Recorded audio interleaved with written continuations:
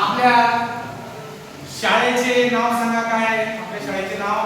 जिल्हा परिषद प्राथमिक शाळा वरखेडा सिंदखेड केंद्र वांद्रू जागीर नांदगाव.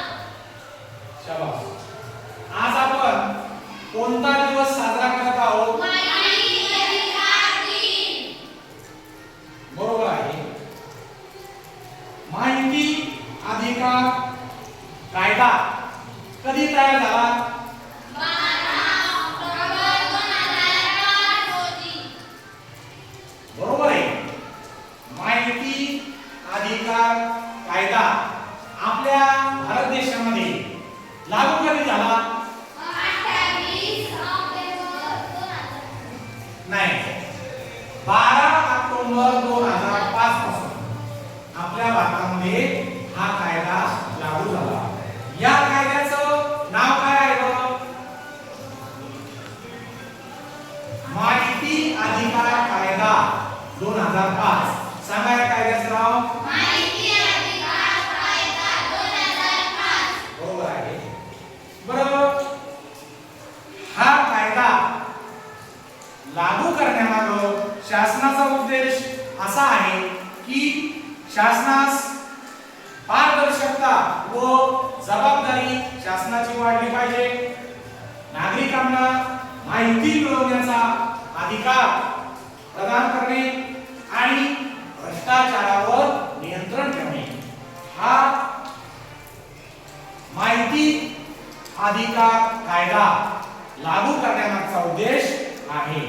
आणि मग या कायद्याच्या अंतर्गत नागरिकाला कोणकोणते हक्क बहाल झालेले आहेत? तर कोणत्याही सरकारी विभागाकडे असलेली माहिती नागरिक मागवू शकतो. सरकारी कागदपत्रांच्या प्रमाणित प्रती, नोंदी, अहवाल हे अर्जाद्वारे मिळवू शकतो. त्यानंतर फाईलमधील नोटिंग किंवा निर्णय प्रक्रियेची माहिती सुद्धा नागरिक मागवू शकतो. त्यानंतर आपण हा माहिती अधिकार दिन साजरा करण्यामागचे जे उद्देश आहेत तर ते उद्देश कोणकोणते आहेत ते सुद्धा आपण या ठिकाणी आता जाणून घेऊया. तर नागरिकांना त्यांच्या हक्काची जाणीव करून देणे हा उद्देश आहे.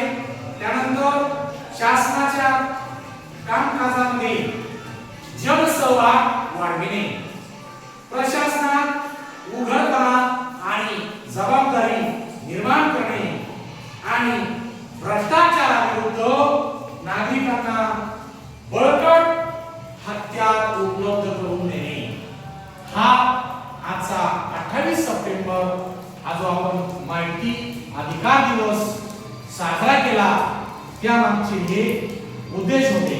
मग माहिती अधिकार दिन आपण साजरा का केला याचे उद्देश तुम्हाला कळाले? अगदी बरोबर. आणि म्हणून 28 सप्टेंबर हा दिवस संपूर्ण जागतिक पातळीवर साजरा केला जातो. याला इंग्रजीमध्ये काय म्हणतात? RTI act 205. मग तुमच्या लक्षात आला ना उद्देश? माहितीचा अधिकार दिन 28 सप्टेंबर तुमच्या लक्षात आला? धन्यवाद.